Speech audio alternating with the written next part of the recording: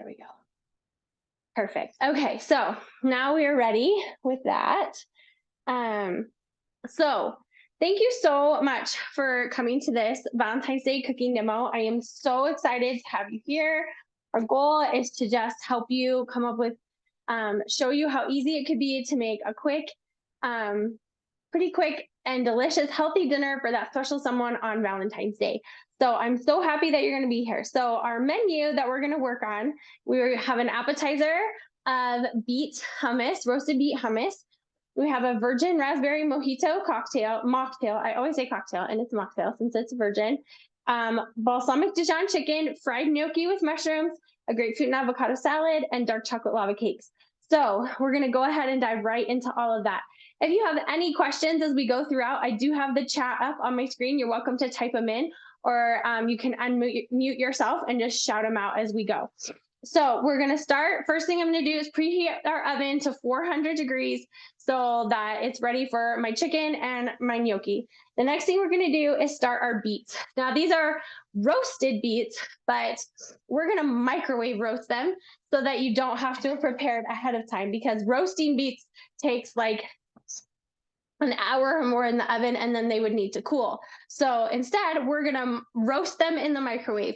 So I have a plate, and I have some parchment paper here. And then I have these are pretty small beets. Now, one of the beautiful things about beets is you can actually eat these greens. They're just like kale or collard greens or anything like that. They are edible. We are not going to use them for our recipes today. They do wilt pretty quickly if your beets come with these, so I would plan to use them sooner rather than later in a recipe if you were going to use them.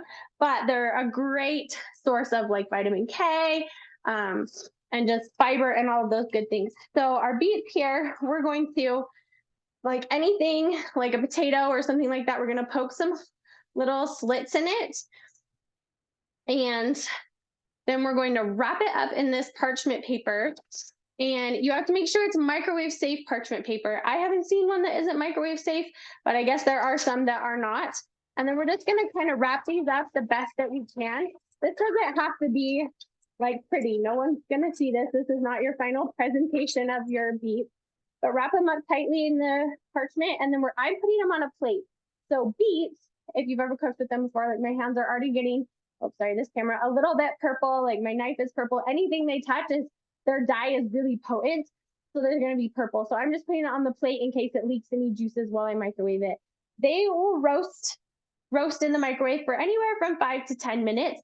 So I'm going to start these at like 7, and then we'll check them after that. So I'm going to do that really quick.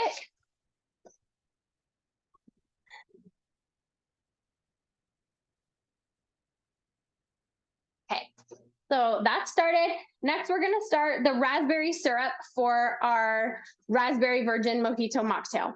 So I've got my pan right here. We need 1/4 cup of raspberries, and I am definitely an eyeball it cook when it comes to a lot of things, especially if it is not a baking recipe.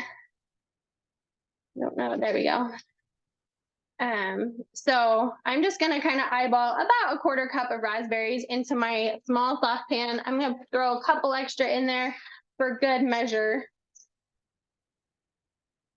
And then I have here 3/4 cup of water. And you need 1/4 cup of sweetener, a liquid sweetener. So the original recipe calls for maple syrup. I'm going to do honey instead. But they're interchangeable. So we need about 1/4 cup. I'm just going to eyeball that as well.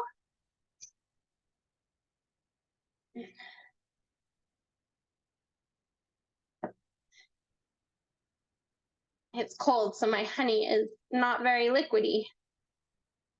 There we go. So I've got the honey in. Why is it freezing? Hopefully it will stop freezing on us. And then I'm going to start this on a medium heat back here. Is it frozen for you on the phone video?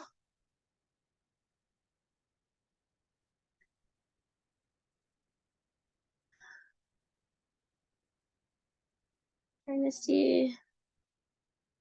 Okay, maybe it's gonna start working again. If it freezes and I'm not paying attention, just holler at me. So next we're gonna go ahead and get started on our main dish, our chicken with the fried gnocchi and mushrooms, because that's gonna take probably the longest of anything that we're making. So we're gonna line our pan with parchment. You could line it with foil as well. And let's see if that, sorry, I'm gonna see if that will maybe speed up that video. Hopefully that'll make it better. So I'm gonna divide my pan actually and use a couple pieces of parchment. So I'm gonna just kind of fold up the edge of the piece of parchment on one side, and then kind of fold this one as well, just so I can make like two areas on my pan. You don't have to do it this way. You could just do one. I've done it both ways. But this just makes your cleanup, especially if you use foil, it makes your cleanup a little easier at the end of the night. So first up is our chicken. So we're going to make somewhere between a marinade and a sauce, and it's really simple. It only has 3 ingredients. So when you're using that few of ingredients, you want things that are going to pack a really good punch. So I have balsamic vinegar, about a 1/4 cup of that. And all of these recipes, when I send them to you, are for 2 people. So if you're wanting to make this for more, just let me know and I can show you how to increase it. Oops, I forgot my mustard. I knew I'd forget something. So the next ingredient is Dijon mustard. I just have spicy brown mustard. If you are on the low iodine diet currently, French's and Heinz mustard and Grey Poupon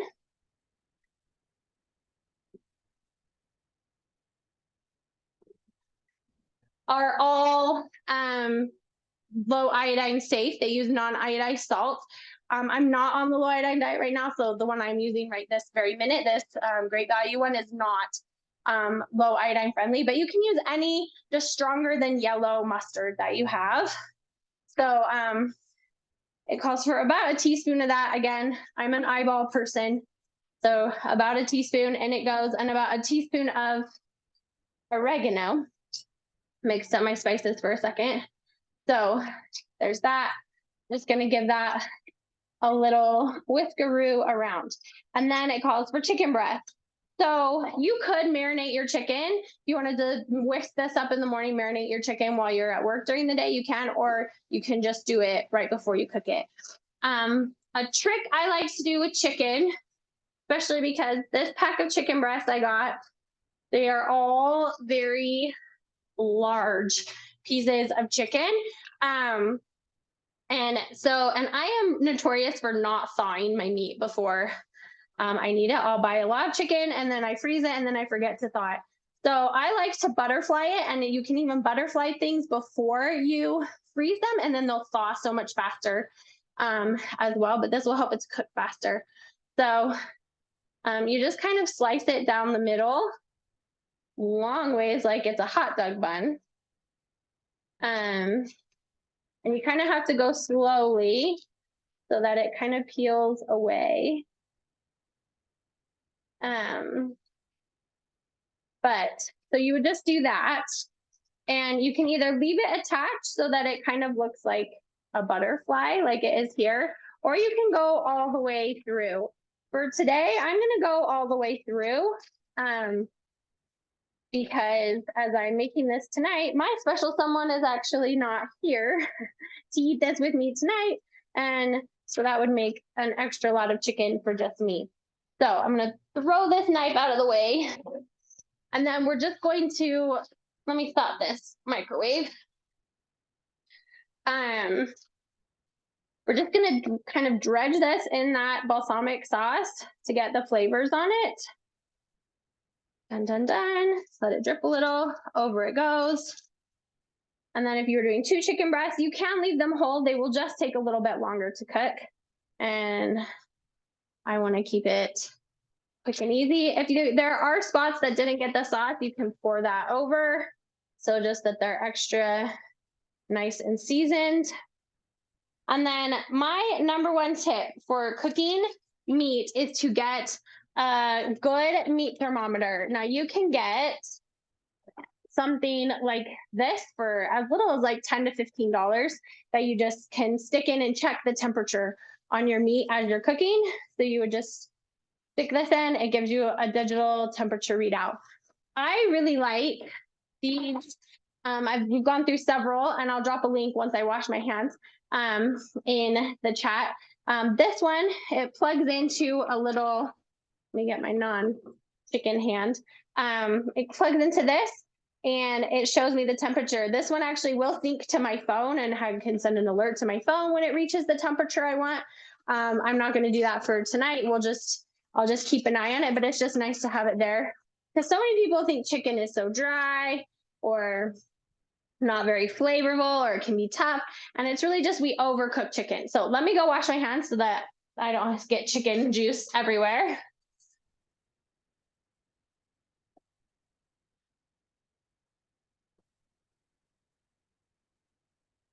Okay, so we'll plug that in. So our chicken's already ready. This is going to make our raspberry syrup for our mojito. And now we're gonna start our gnocchi that we're gonna also cook. So this is right in front of my face, the gnocchi that I got from the store. So if you are on the low iodine diet, I've also gotten Private Selection gnocchi is good. And they use non-iodized salt. So that's another really great option. But this is just from the store, regular potato gnocchi that I'm gonna just dump into my bowl. And then we are going to add some mushrooms. So I'm adding two types of mushrooms. There's cremini, which is also known as baby bella mushrooms. So I have them right here, and shiitake mushrooms. Now, sometimes shiitake mushrooms are a little harder to find. I found them earlier this week, but I didn't want to buy them in case, I didn't want them to get too shrivelly. And then by the time I went to buy them for tonight, they were out. So I had to get dried, and dried totally works fine. When you're cleaning mushrooms, you just get a wet towel and kind of wipe them down a little bit. So this is a big container of mushrooms, so we're not going to use all of them. But we'll just give the tops a little wipe in case they've got a little extra dirt. You'll see, well, I wiped it, but into the bowl. That one had like kind of a bigger chunk of dirt on it, like you'll see it. And so make sure you get those off. You don't want to eat the dirt. Mushrooms are really good for you. They're in a lot of vegetarian dishes. This meal could be vegetarian if you just skipped the chicken. You could just do the gnocchi and everything else, and it would be vegetarian. Just totally up to you. I just felt like the chicken gave it a little bit of extra oomph, and it was pretty simple, as you saw, to add that. So that will give us one more mushroom on that. And so then so those are those, you just wipe them. And then for my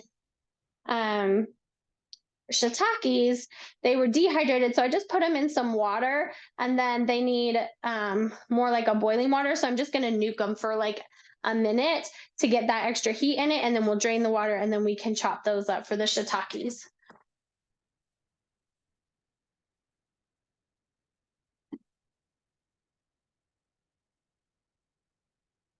Okay, so while I was over there, I grabbed my beets out. So you'll know they're done when I'm gonna set them on Papa's hair. They are like, they kind of look a little shriveledy. They're squishy, but they're still a little firm. So we're just gonna let those cool for a minute for when we get around to our actual hummus. So mushrooms are great because they can actually, sometimes in the store, you'll see that they have vitamin D added to them. So mushrooms are like people. So we get vitamin D by sitting out in the sun, and mushrooms can be exposed to UV light and actually create vitamin D as well. So they're really great. They are pretty low in I don't know what just happened there. That was interesting. Sorry if that just totally cut me out. I don't know what happened.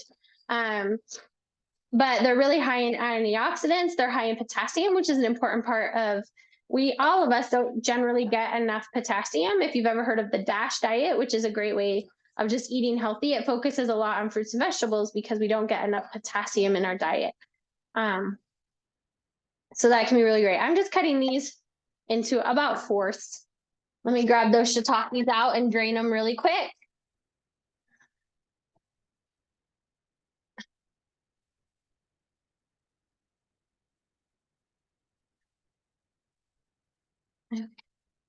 Okay, so there's my shiitakes. So they're nice and rehydrated and soft now. Where's the camera? There we go. So I'm just gonna give them a little bit of a chop up too. These ones are pretty small. When you get the fresh shiitakes, they're a bit bigger. So they'll definitely need a good little knife through. But this is what the store had. Okay, so we'll have that. And then we're gonna add an onion.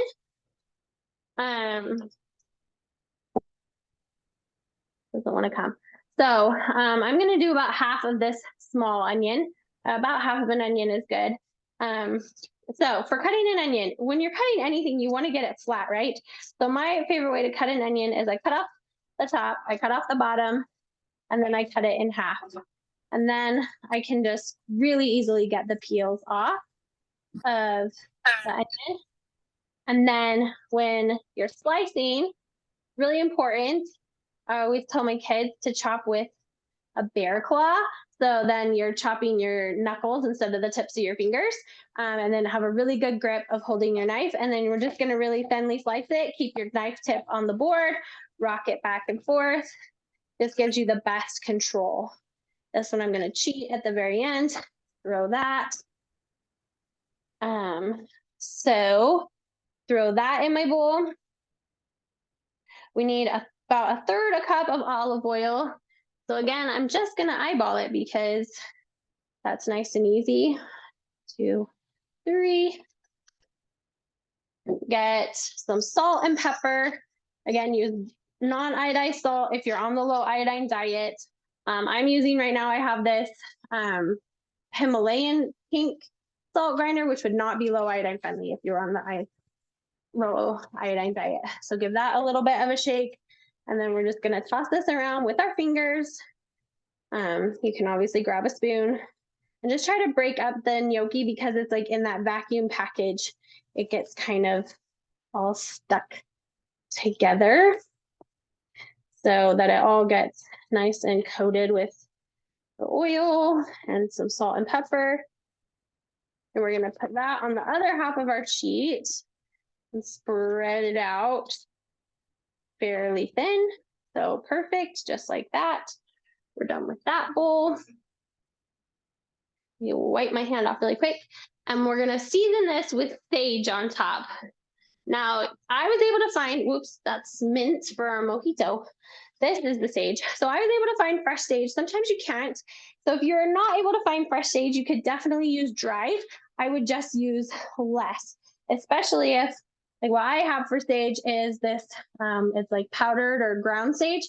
That's really concentrated in flavor. So I would use a lot less, like maybe half a teaspoon to a teaspoon. Sage is a pretty strong flavor. So especially with the dried, a little bit goes a long way. So you can smell it as soon as you start. So the best way to do herbs like this is to kind of try to find a big one leaf to kind of bundle them all up, roll them like a cigar is what they always say, although I don't know anybody who rolls cigars. And then you just kind of chop it up as thinly as you can doing that rocking motion. We're going to give that a sprinkle over the top of our gnocchi, and it goes into the oven. It'll be there for between 15 and 20 minutes at 400 degrees. I'll just keep an eye on the thermometer is the word I'm looking for. My thermometer for when it hits 165 is when chicken is done. So we are good to go on that. So we've already got our main dish in the oven. Perfect. So we've let our beets cool. So now we're gonna work on our hummus. So we're gonna peel these, and you can just like pull the skin off. Once you cook them, you can kind of pull the skin off. These ones maybe got microwaved a little too long, but that is okay. They're still fine. So we're just gonna peel off the skin. And these add a little bit of flavor. Beets are great. They're really high in folate and potassium, again, as we talked about before. Potassium is really good for us, and we often don't get enough because it's high in fruits and vegetables. And this one is not wanting to come off. Usually the skin, you can just kind of peel it away. You don't even have to, like you could eat it, but especially with the microwave roasting, the skin gets pretty dry. When you roast it in the oven, you wrap it in foil and the skin doesn't get as dry. So I'm just gonna cut these hippie parts off. And now most of my beet mess is all on that plate, which is a great place to have it. Okay, so I'm gonna throw those in the food processor for a hot second while we check our raspberry syrup here that we're making for our mocktail. And it's starting to have thickened a fair amount. So I'm just gonna take it off the heat, and it's simmered for about 5 minutes. It's starting to thicken. It's looking nice and raspberry. So I'm gonna just put it in something else and put it in the fridge to cool so it's ready for our drink.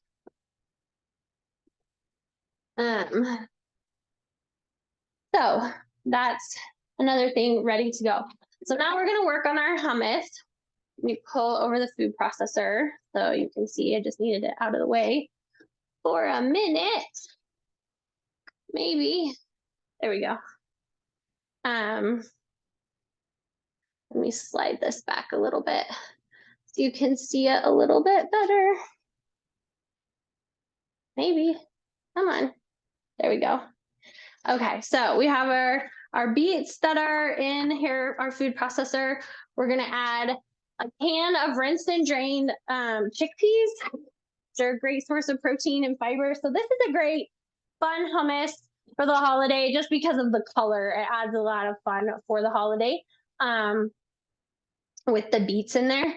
So we've got the beets, we've got the chickpeas. We're going to add some cumin for that traditional flavor. A little bit of salt again, especially because I like to use, especially when you're on the low iodine diet, I like to use no salt added. I use no salt added beans actually all the time. I just rinse them to get rid of it's really the juice that's just water that they're canned in gets kind of slimy. So I like to rinse that off. And then we're also going to add some za'atar spice. So this is Private Selection brand, which uses non-iodized salt for the low iodine diet people. And this is just I was going to say Middle Eastern or Mediterranean and tried to combine the two. Not a good idea. Spice blend, it just smells like falafel to me. When you smell it, it smells really yummy. I love those flavors. So we're just going to give that a little sprinkle, and we'll sprinkle some more on the top at the end. And for any hummus, you need chickpeas and you need tahini. Tahini is like peanut butter to peanuts. Tahini is to sesame seeds. So it's just like a sesame seed butter or paste. I have never seen a brand that actually has added salt, so it's great for the low iodine diet. This is the brand I've gotten most often in the last couple years. And it's kind of like when you buy the natural peanut butter, it definitely needs a stir to get that oil in. And then after you've opened it, you will need to refrigerate it. Forgot my knife for stirring that. So you can see it's pretty oily in there. And you just give it a good stir around with a knife for a minute or two. And tahini is great. You can use it anywhere you would use nut butter. It's very mild flavored. On my low iodine dietitian website, I have a tahini toast with apples and honey recipe. It's super yummy, or I wouldn't have it up there, obviously. But you just make some toast, spread this tahini on like you would peanut butter, put some apples, slice up some apples, drizzle some honey. Great breakfast, snack, lunch, whatever. So it's a great source of protein and healthy fats. So we're going to drizzle in a little bit of the tahini to that, and I'll make sure to refrigerate that later. And we're gonna add a little bit of olive oil in here as well, just to keep it going. Now that was pretty juicy tahini. Sometimes it dries out, like if you've had the bottle for a while. So we'll do that. And then give that a whir in the food processor. And then you can add water if you need to. Kind of give this a minute to see if it's gonna go on its own.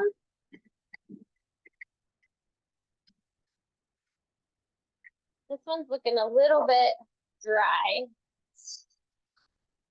So you just add a little bit of water, at a time to kind of help it come together.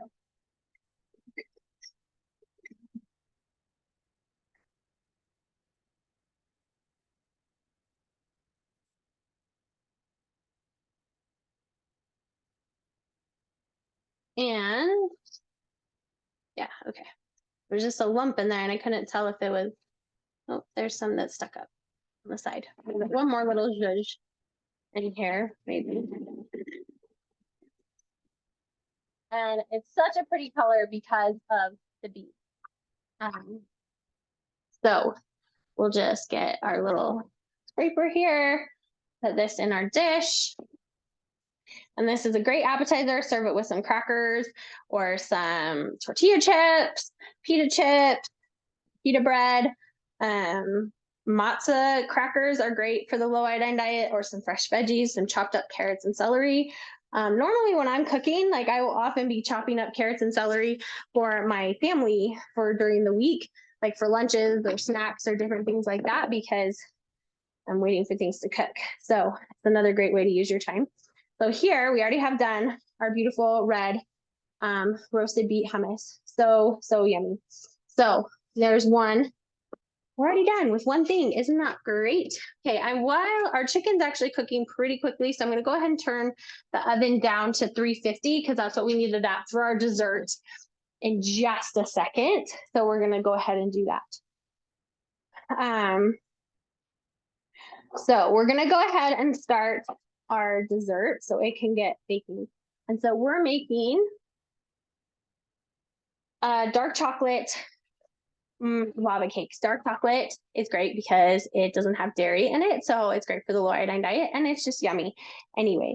So we need a couple tablespoons of coconut oil that is melted. So I get that. Grab my spoon.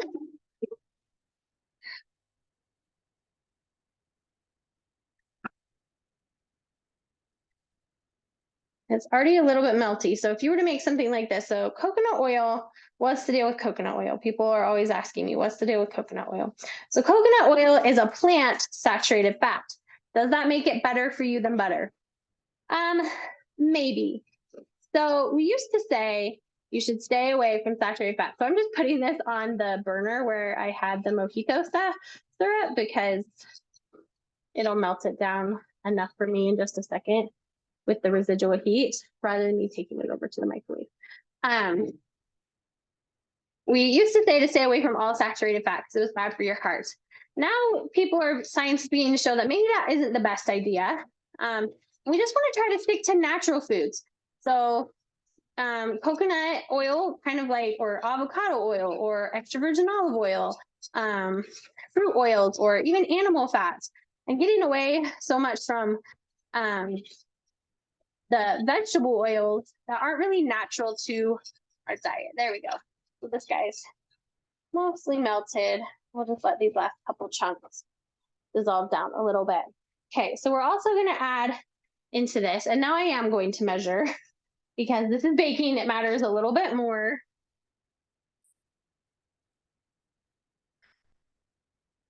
Sorry, I can't find, oh, there it is. I got myself a measuring cup and now I couldn't find it. So we're gonna add a half a cup of milk. You can do almond milk or coconut milk instead of regular milk. Just what I had right here, really quick and handy. So we're gonna add this. Now this will kind of make your fat solidify up because the milk is kind of cold. So kind of good to do it over this right here, but it's okay if it solidifies up. We're gonna do a half teaspoon of vanilla and a half teaspoon of apple cider vinegar.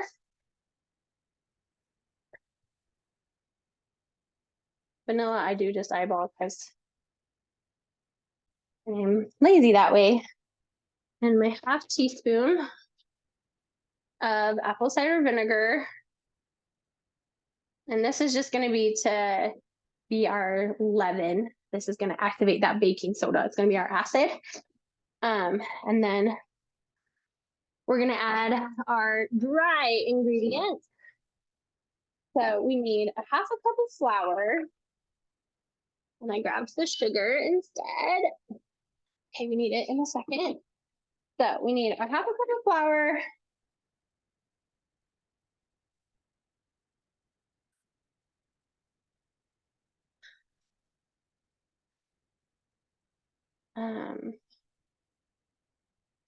There we go. Okay, so half a cup of flour. And we need a quarter cup of sugar. And my quarter cup has grown legs. So I'm going to do 4 tablespoons of sugar, which is the same. Great reason to know like your kitchen conversions is because then when your children don't put the dishes away appropriately and you can't find something, you're ready to go. Okay, those out of the way. Now we need our cocoa to make it dark chocolate. Oops, our chicken is done.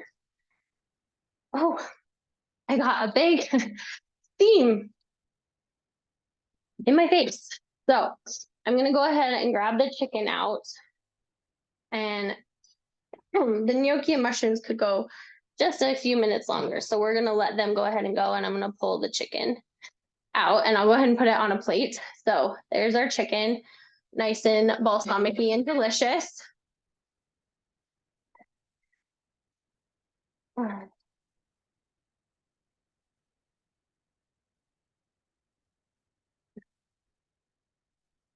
And we'll let the gnocchi go for another couple minutes.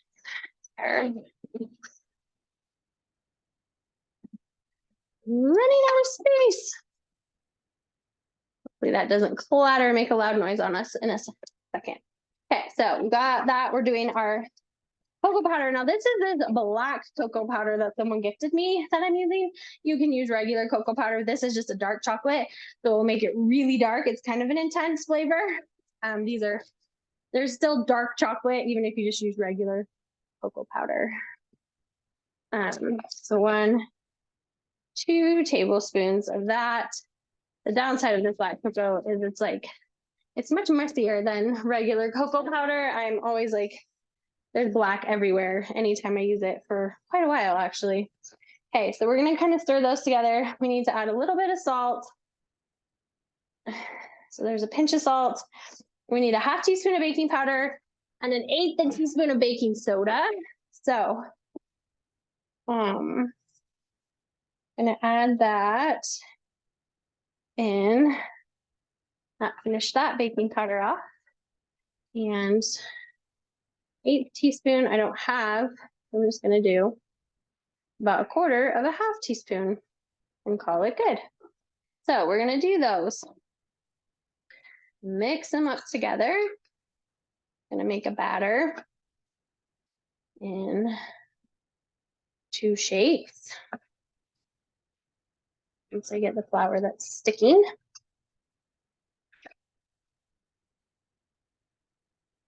There we go. So now we need our ramekins. Now, if you don't have ramekins, totally okay. You can still make this. You can make it in muffin cups. It's just going to make more than 2 because muffin cups are much smaller. These are 7-ounce ramekins. So your muffin cups are going to be smaller. So it's just going to make more. It's not the end of the world. So we're going to try and put about 1/4 of this in the bottom of each of these. This isn't an exact science, and that's okay. That looks good. Then we're going to have here some dark chocolate chunks, or you could get dark chocolate chips. You could get dark chocolate baking squares and chop them up. This is just nice and handy in the size. We're going to put a few in the middle, and this is what's going to make our lava in the middle, is this dark chocolate in the middle when we serve these. So throw those in there, and then cover it up, the rest of our batter. And then we'll put these in the oven to finish with our gnocchi. Now, ideally, if you were like making this for your special someone, you would want to cook these like maybe while you're eating the other ones because you want to eat them like fresh out of the oven, like just let them cool for a minute or two. But for the purpose of saving you guys' time, I'm just going to cook them while I'm cooking everything else. So these go in for about 14 minutes. I'm going to check them at 12 because these we would always rather underbaked than overbaked. So we are cruising right along here. We're doing great. Now we're going to make our salad. And normally when I tell people about eating healthy, I talk about the plate method. So if you think of the plate method with this plate that has our chicken, it's kind of, I didn't put it on very nicely, but it's kind of like a quarter of our plate. And then another quarter would be our gnocchi. And the other 2/4 or half would be our vegetables. That's what we kind of think of as the plate method. Quarter of your plate is protein. A quarter of your plate is a starchy vegetable or not, or just starch like rice or um, pasta, something bread, whatever your starch is. And then the other half is your non-starchy vegetables. So you're eating lots of vegetables in. But I thought since this is Valentine's Day, it would be really fun to kind of make one big little share salad that we can share, kind of Lady and the Tramp style, if you will.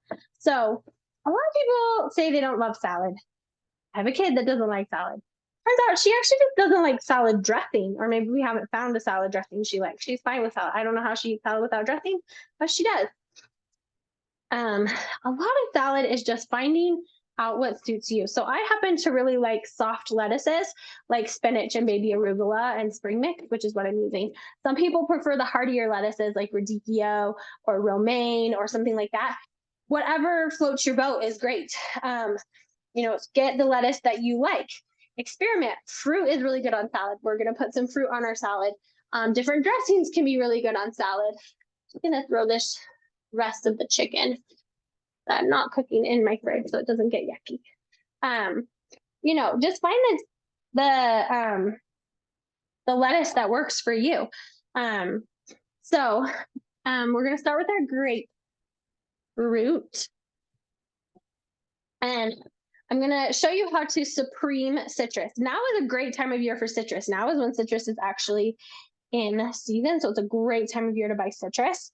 It's one of my kids' favorite time of year because it's when you can find Cara oranges, which are her favorite. So I just cut off the ends and then now I'm going down the sides and I can, especially after the first one, I can kind of see and try to run my knife just along the pith right there, all the way down. And so you're kind of making like a C all the way down your grapefruit.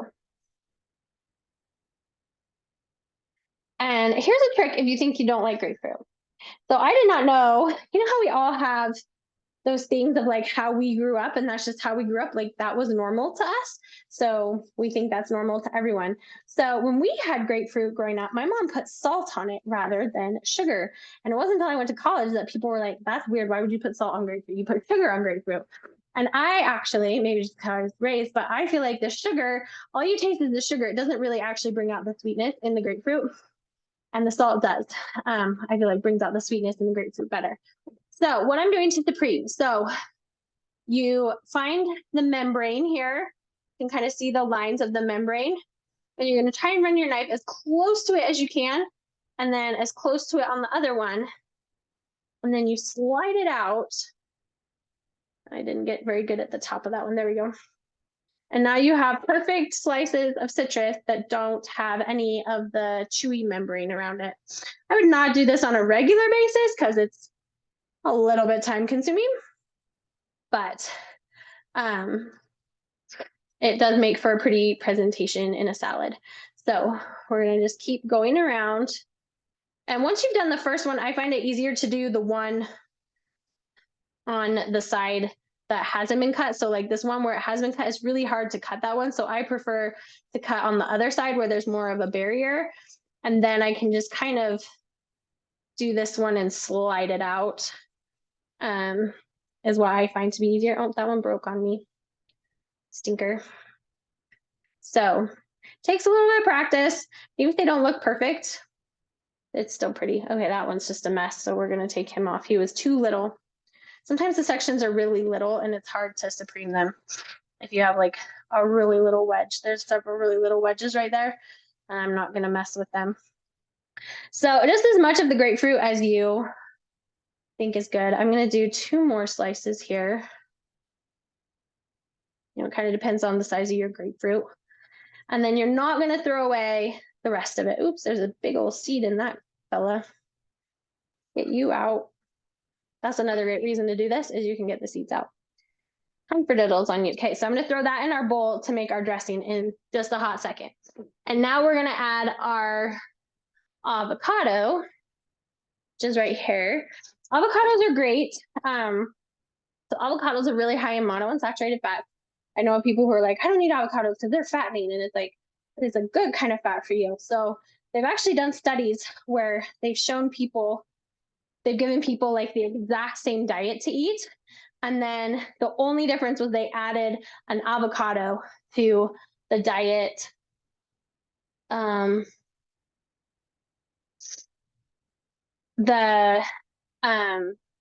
answer your question in 1 second, Anne. I saw that.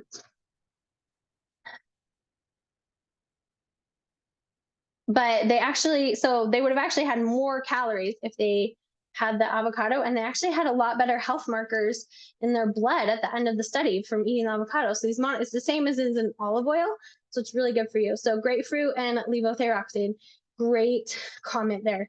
So there are medications that interact with grapefruit. Levothyroxine generally isn't one. You just don't want to take it like right next to each other. But as long as it's not like with your ow, I just scratched myself, with your levothyroxine. So I like to, when I do an avocado, I don't know if you saw, I like stick my knife in and I burn the pit out if it's, and then I just slice it right here in the skin. You know, there are all sorts of kitchen gadgets out there, and believe me, I have a lot, but there are plenty of things you can just do with your good old hands that you were given when you were born. So, and this is also another one you would want to make kind of close to eating, because otherwise the avocado will start to oxidize. The citrus in the dressing will help. And then the last thing we're going to put on it, if you're not on the low iodine, is a little bit of goat cheese, because me and my special someone love goat cheese. If you didn't want to put goat cheese on, you didn't have to. You could also put like some nuts, or some pepitas would be really yummy, or sunflower seeds, or like some slimmered almonds or something to add another little layer of crunch. You can do whatever your little heart desires on the salad. The one other thing about salad is like there are recipes for salad, and sometimes you won't follow them super closely, because you can make it, the whole point of salad is to make it how you want it to be. Okay, so now we have our plate of salad. Now let's make our dressing. So we're going to take all that grapefruit. Even if you used all the sections, don't throw what's left away. And you're going to squeeze that juice into the bowl. Ooh, hopefully into the bowl and not all over the place like I just did. We don't need a ton since it's a small salad.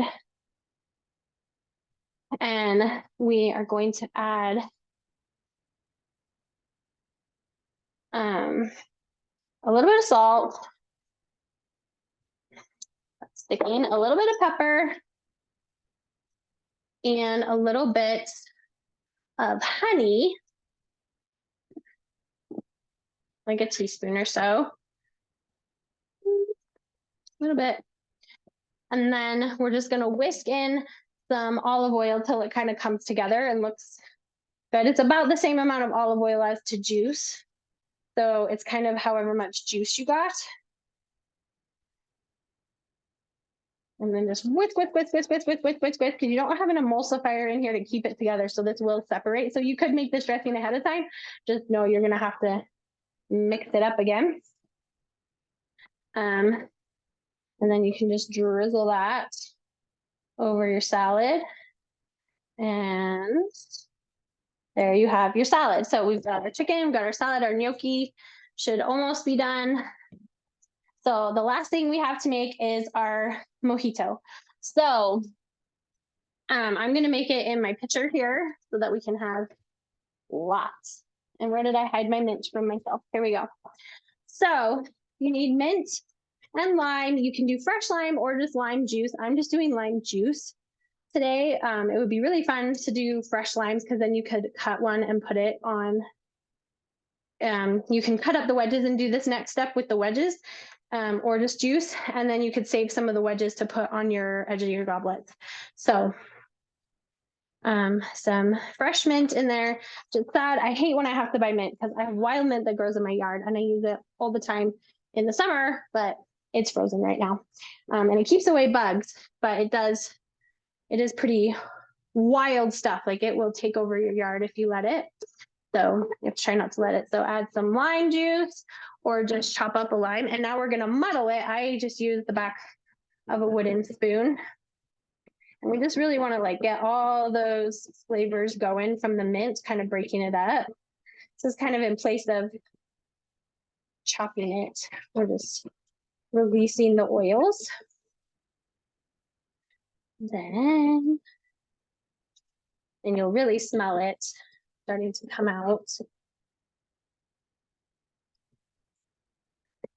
There we go. Okay, and now we'll add our raspberry syrup that we made and cooled off.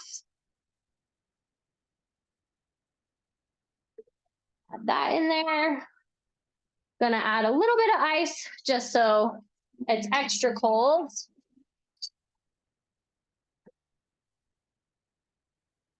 Because nobody likes a lukewarm drink. And then sparkling water or seltzer water. So I just got this carbonated water. That's all you need. Whoa, it's exploding on me. How about you explode over where I need you to go? And then you're just gonna add that in. Come on.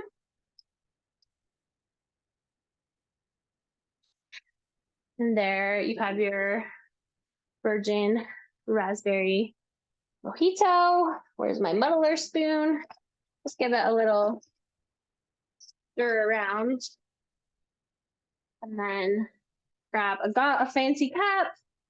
Just, I don't drink alcohol at all, but I still have these fancy goblets because it's just fun for special occasions like Valentine's Day. Just pull it out, even if you're just putting water in it. Sometimes for Sunday dinner for my kids, we'll let them have goblets and just put water or even milk in it. But, and then you just have this beautiful pink drink. And it's so fresh with the mint and the raspberry. Okay, so we're gonna go ahead and pull out our gnocchi because it looks nice and delicious. And then don't mind the burnt side from the leftover juice from the chicken. And let me look at so, oh, sorry, that's just annoyingly beeping. So your lava cakes, you want them to be like kind of looking set, but a little bit jiggly. See how they're a little bit jiggly? And there's nothing like, there's not like eggs in this or something that's going to make you sick if the batter's a little raw. So you would actually prefer it to be a little on the raw side. So to serve this for your special someone on Valentine's Day, you would put out your hummus with some beautiful crackers and things around it. Take your plates with your chicken and add some of your gnocchi with the mushrooms and onions. They're nice and crispy and yummy. If you're not on low iodine, you could sprinkle some Parmesan cheese on it. If you are on low iodine, you could sprinkle nutritional yeast on it to give it that savory, salty flavor. And then you have your lava cakes that you can serve with a couple extra raspberries on top or sprinkle it with some powdered sugar. And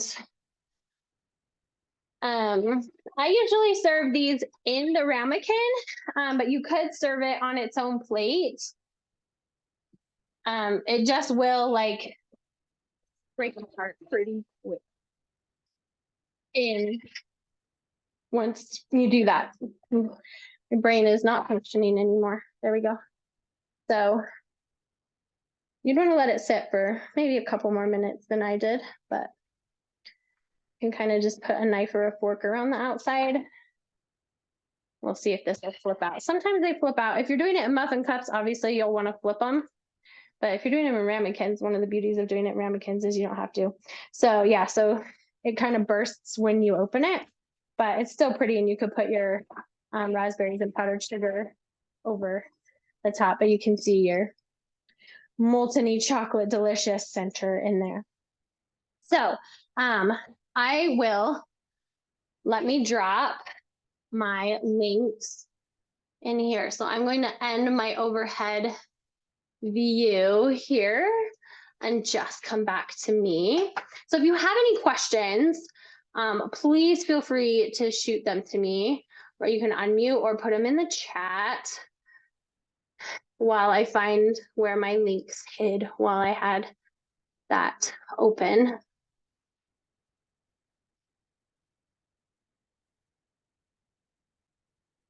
Okay, here it is. So here is the link for a similar basic thermometer, meat thermometer like I was talking about, and then for your recipes. So I'm going to share it with you a couple different ways. So there's 2 menus worth of food, like for all day, that I'm going to be sharing with you. So there's one, and this one was more low iodine friendly. And then this other one has like shrimp and salmon and some other things in it, but still some really good yummy ideas. And then the last link to the Google Drive will just share you all the recipes with like no menu plan, just shows you all the recipes that are in the plan. So, and then these will be emailed out to you as well, along with the replay video. Once I get it processed, it'll be emailed out later today or tomorrow morning. And then I also wanted to invite you to, I'm starting next week a 7-day Simplify Nutrition Challenge. So it'll be 7 days. You get all of your meal plans provided to you with a grocery list. There's only 15 ingredients for the whole week. So it's really paring things down. There's a prep guide, really to just help you focus in on that you can prep meals. It can be easy, it can be delicious and healthy as you go along. Every day there will be motivational emails from me and different ideas going along the way to help you work on your mindset around food and eating and all of those things. So if you would be interested in doing that, for participating in the cooking demo, you will get bonuses for when you participate in that. So the bonus you'll get is a 10 recipe collection of some really yummy snacks for Super Bowl Sunday, this coming Sunday, and my streamlined lunch guide, which will have some lunch ideas. I know that's a really sticking point for a lot of people, is lunches. It can be really difficult. So my streamlined lunch guide and 25 ways to soothe your emotions without eating. I am an emotional eater. I know a lot of us are. And so other ways to do, yeah, it's just easy, right? So 25 ideas of other things you can do besides soothe your emotions with food. Which can be just helpful to all of us all the time. You know, we're kind of hitting that middle of February. We all had really good intentions when we set our New Year's resolutions, and now maybe some of them are not panning out so well. So this is a great time to just kind of reassess, reevaluate. Maybe that goal was too lofty.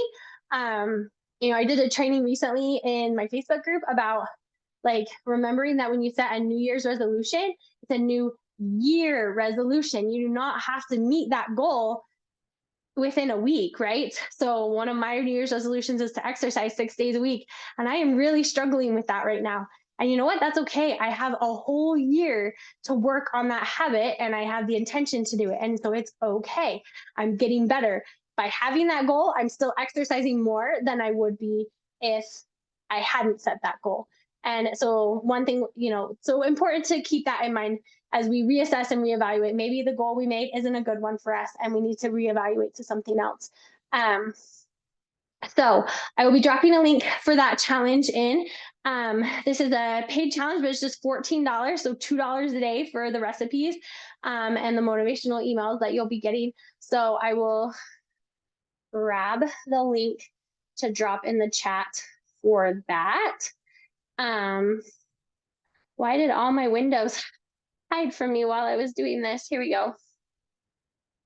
Nope.